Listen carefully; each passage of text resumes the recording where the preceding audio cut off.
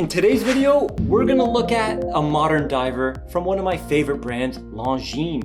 And I usually lean towards their vintage offerings or vintage anything. I'm a big fan of vintage divers. Vintage divers are hot right now. Is there room for a more contemporary styled diver? Let's check it out.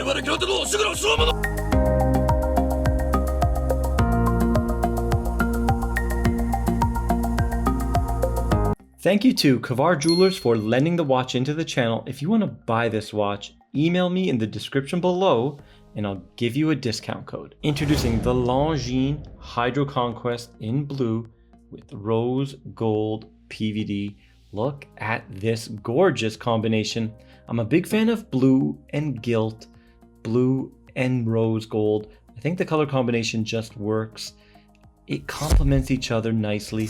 Let me know what you guys think of this color combination down below in the comments section. Now, I always say quick review and it ends up being 15 to 25 minutes long, but we did this watch before, so we're gonna try to power through. The case is completely brushed. However, there is a difference in the finishing. So on the sides of the case, the brushing is a little bit more raw. You can see that right there, giving me a spirit vibe.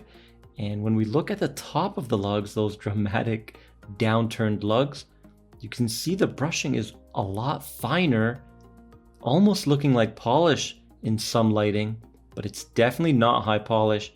So it's more of a satiny finish. So that's an interesting case finishing. And of course, we do have that avant-garde controversial crown guards right there with the winged hourglass logo. They are a bold and strong choice. Definitely not my favorite type of crown guard, but I can see a lot of people do like it, and that's absolutely fine. Now the measurements. I got 41.2 in diameter, and I came in right at the top of the lug to right there. So that's where I got my 41.2. And we have a thickness of 11.8. So ultra thin. Divers are usually right around the 13 mark. But the lug to lug, wait for it, 50.9. That is pretty long, even with that dramatic downturn on those lugs. So if this case was straighter, this would be unwearable almost. So definitely gonna want a little bit of a bigger wrist for this huge lug to lug. Having the long lug to lug is definitely a Longines characteristic. I believe they think it makes the case more elegant, and in most cases it does, but I think here they could trim it down a bit. What do you guys think? This one comes on this rubber strap. I'm not a fan of these type of straps because there's no breathability, and even on the inside there's no release. It just says the word Longines engraved out over and over again. We do have a milled clasp, which is very nice, and 3 micro adjusts. So what do? You have to cut right here along these lines to get the perfect fit. All right, so these are your links, but once you cut, it's over. You can't get them back. So make sure do one at a time and put it back on. One at a time, put it back on. Make sure you get the perfect fit. The bezel is rose gold PVD coated, and it's a nice contrast against that blue. Beautifully done. The clicking feel is very tactile and very clicky. You can feel it go in each indent. Not my favorite type of clicking, but it's well done.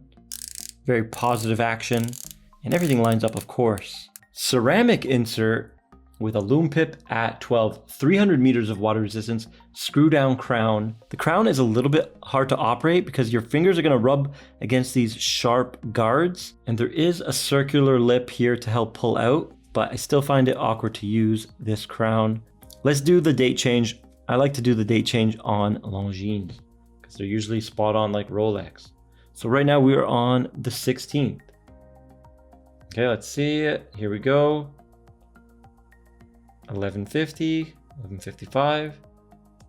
Ooh, a little bit early. 11:57, 58-ish.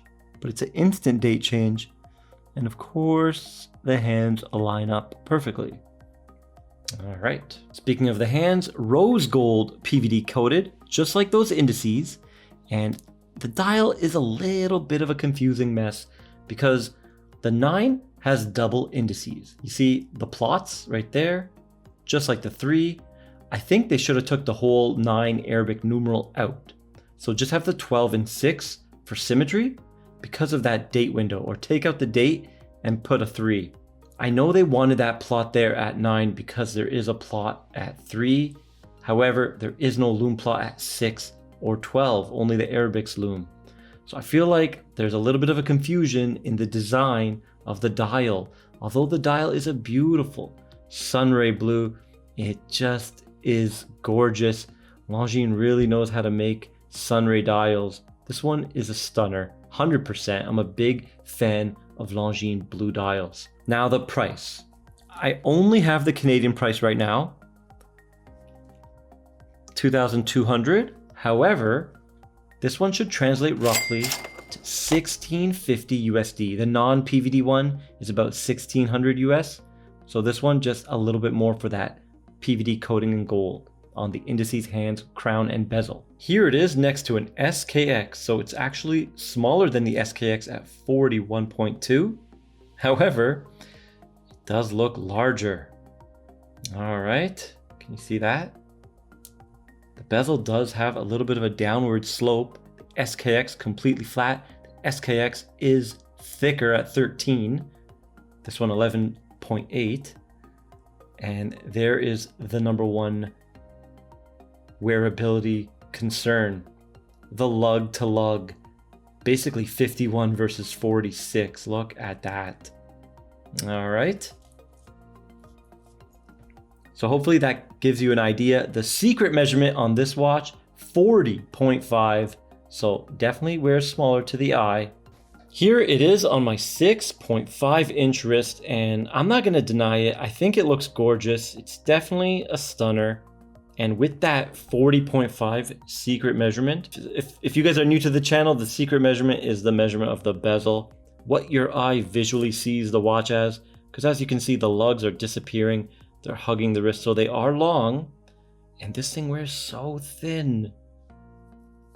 Man, I can see the appeal of this watch. It's definitely not my style, 100%, but I can see the appeal. It is such a cool looking watch. Good job, Longines. Let's check out the weight. 128. Awesome, light, comfortable, all day wear. Now this one does have a sapphire crystal with anti-reflective coating on the top and bottom. So as you can see, it's doing a phenomenal job in the studio lighting, which is amazing for me, easier to film. However, it is a huge negative.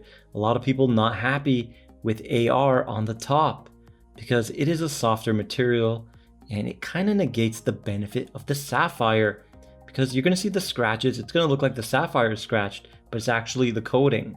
Some of my subs who own this watch have told me that it holds up really well over time. Let me know down in the comments if you are an owner. Okay, let's check her out on the Timegrapher. The last time we did this one, I believe it was +5.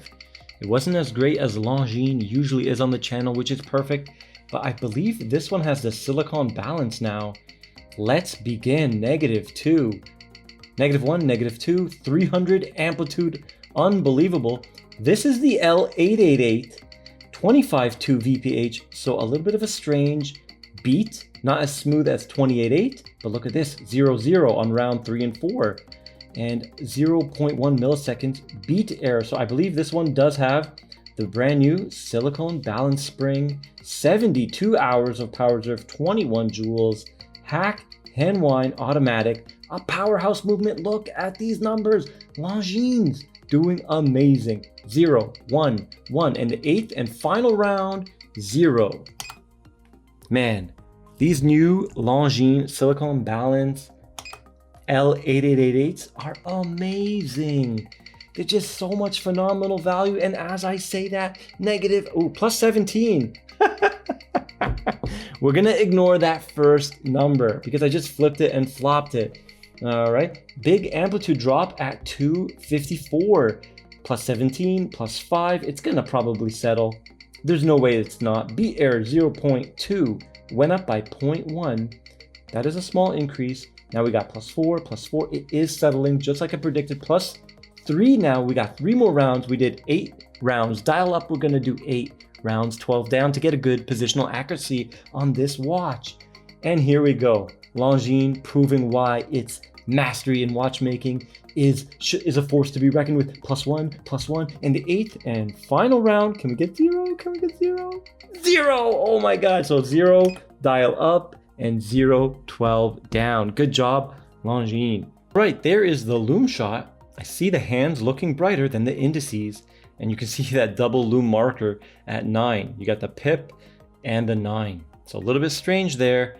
And there is the bezel. Very nice. So decent Lume, not as strong as, let's say, Seiko's Lume, but it's pretty good.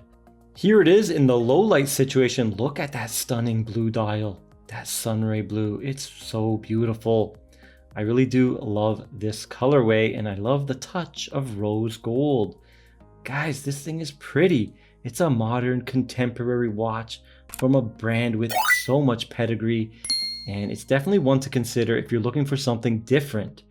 Me personally, not my style or cup, but I can see it being a fan favorite. It looked great on my wrist. So it's definitely winning me over. Now guys, let me know what you think about this beautiful watch in the comment section below. And if you like this video, please like, share, and subscribe, and I'll see you in the next one.